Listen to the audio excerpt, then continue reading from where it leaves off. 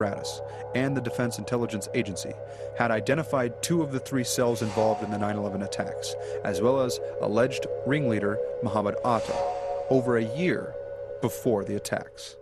Schaefer says the commission never got the whole story. I'm told confidently by the person who did move the material over that the 9/11 Commission received 2 briefcase-size containers of documents. I can tell you for a fact that would not be 1/20th of the information that Able Danger consisted of during the time we spent. The 9/11 Commission was told information on Able Danger, but for some reason completely left it out of their report.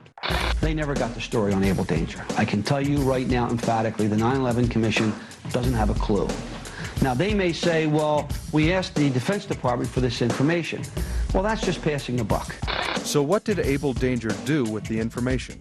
Schaefer says his unit linked Atta to al-Qaeda leaders, but would not provide any specifics. It was over a year before the attacks, and the top-level classified spy program made the decision to bring the FBI in to take out the cells they were monitoring. As to what he did with the information he had, we attempted to, first off, use it operationally. The lawyer said you can't do that. Therefore, at that point in time, we made the determination as a team that we should move this information to the FBI. But he says beginning in September 2000, 3 meetings he set up with the FBI were each canceled by military lawyers.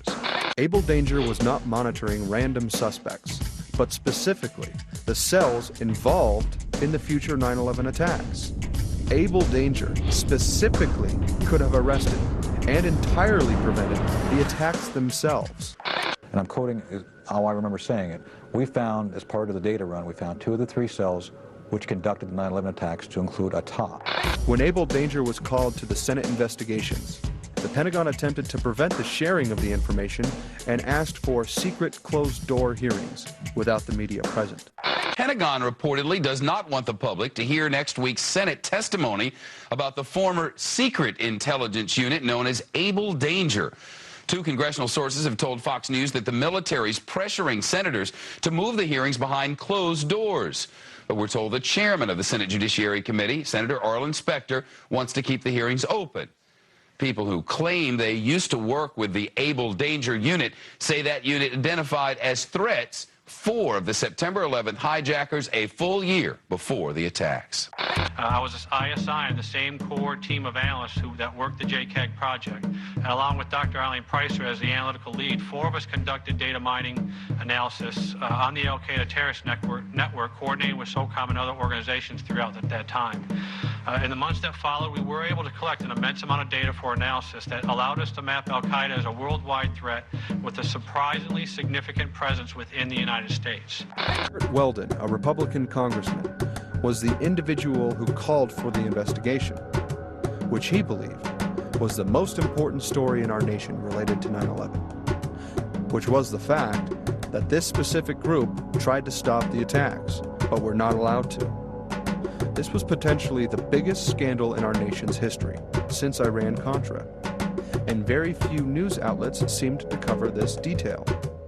Able Danger collected over 2.5 terabytes of information on the al-Qaeda operations, including the majority of the few cells operating inside the United States, participating in the planning of 9/11. So what happened to the information? It was deleted. What knowledge, if any, do you have about the allegation of destruction of documents?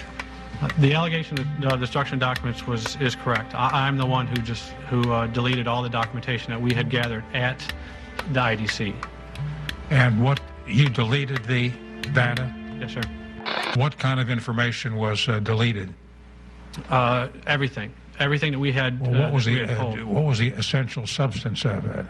We had done internet polls related to a preliminary analysis of Able Danger. And what I mean by that is we were trying to get a worldwide perspective of exactly where this organization functioned and operate just as a start, and that was in terms of al-Qaeda.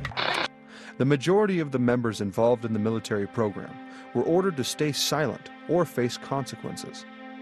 For the life of me, I don't understand why As I understand it, I stand corrected if I'm wrong, but I understand the witnesses we assumed we were going to get to hear from the Defense Department have been pulled.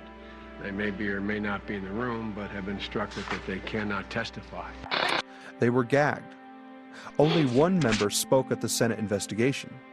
The charts and documents that they had in their unit were conveniently destroyed, and no one person would ever be allowed to verify their claims.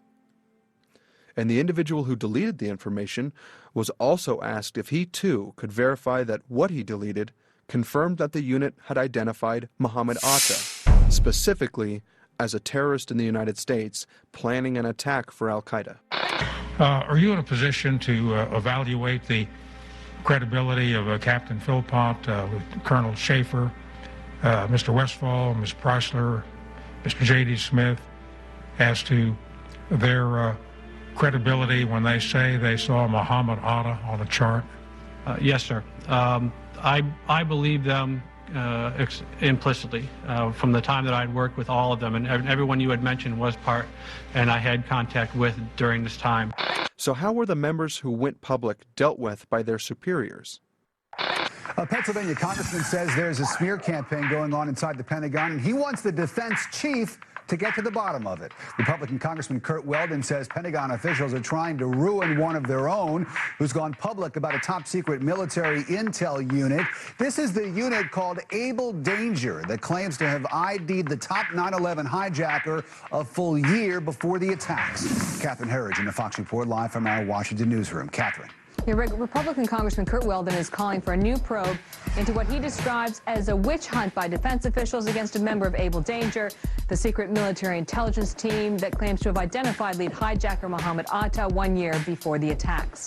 Lieutenant Colonel Tony Schaefer, who was the first member of Able Danger to go public, has now been told in writing by the Defense Intelligence Agency that he can't speak to members of Congress or their staff without prior approval. And now a security clearance, which allowed him to deal with classified information, has been pulled. The congressman says Schaefer has been gagged, punished for speaking up. It's obvious to me this is a clear attempt to silence this guy, but now even more than to silence him, to ruin him as a person and a military officer. I've talked to all the Able Danger players, and they all agree. This is a witch hunt against Tony. It's wrong, it's un-American, it's unacceptable. In a recent letter to Secretary Rumsfeld, the congressman writes, "You know as well as I that inside the Beltway, there's a time-honored tradition of smearing the accuser rather than answering the charge. That method is now apparently being employed in your department, and while it may be a familiar way of doing business in Washington, it is no less disappointing." The congressman wants the Defense Department's internal watchdog, the Inspector General, to investigate whether Schaefer has been targeted for speaking out, and Weldon says the head of the House Armed Services Committee is backing the request. According to several published reports, the Defense Intelligence Agency has had no comment on the congressman's allegations. Mr. Chairman, distinguished members of the committee, thank you for the opportunity to appear before you today to offer my comments surrounding the use of security clearance system as a method of intimidation and retaliation, and in my case, DI removal of my security clearance based on my protected disclosures of information to the 9/11 Commission and to Congress regarding Operation Able Danger. Many of us take seriously our oath of office to support and defend the Constitution against all enemies, foreign and domestic. We demonstrate our commitment by decades of service to this country, trying to conduct operations to ensure our citizens are protected. There are officers within the bureaucracy who abandon their oath of office and instead become focused on a strategy of self-preservation, of obstruction of accountability. A culture now exists in which leaders with this abhorrent set of values are in charge of large portions of the intelligence community. The staffer on the 9/11 Commission for Jamie Gorelick was Dieter Snell. Dieter Snell was the one who interviewed Scott Philpott in July of '04. It was Dieter Snell, an Annapolis graduate, and a man who will take over the command of one of our destroyers in January. His credibility has never been challenged by anyone in the Pentagon. It was Scott Philpott who was debriefed by Dieter Snell, who buried the story and did not allow the 9/11 commissioners to receive the facts of Able Danger. In fact, in talking to Scott Philpott, he gave me a direct quote from Dieter Snell. Now remember, the Congress, in a bipartisan vote, established the commission to get the facts about 9/11. And the facts obviously involved Al-Qaeda and obviously involved Muhammad Atta. In September of July of 04, a Navy officer, Annapolis grad, voluntarily goes in to debrief the 9/11